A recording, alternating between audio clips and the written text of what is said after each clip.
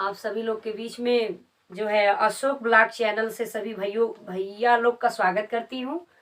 और जो है एक छोटा सा निर्गुण हमारे भैया ने कहा, नहीं पूजा जी जो है एक निर्गुण जो है गा दीजिए, सुना दीजिए, तो मैं आप लोग के बीच में सुना रही हूँ।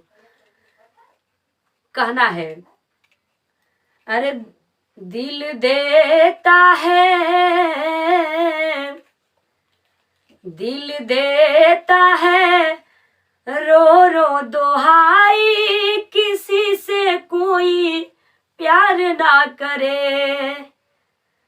दिल देता है, रो रो दोहाई, किसी से कोई प्यार ना करे।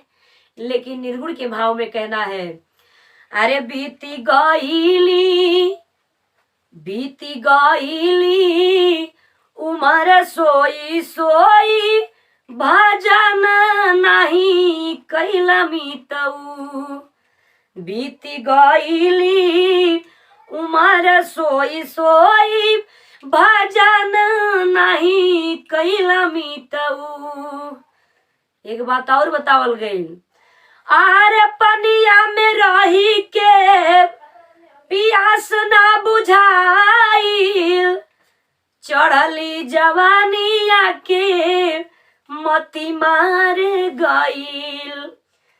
पनिया में रही के पियास ना बुझाइल, चढ़ली जवानिया के मती मार गईल। तया अब मिली नहीं कुछ रोई रोई, भजन नहीं कैला मितऊ। बीती गईली उमर सोई सोई, भजन नहीं कैला मितऊ। जो गाना हम गाए हैं, मुझे आशा ही नहीं पूर्ण विश्वास है कि आप लोगों को जरूर पसंद आएगा।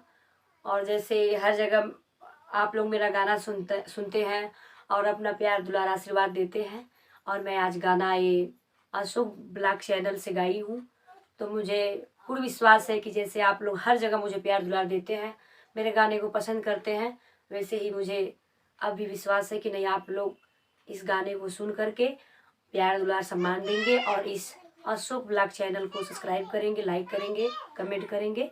धन्यवाद, नमस्कार।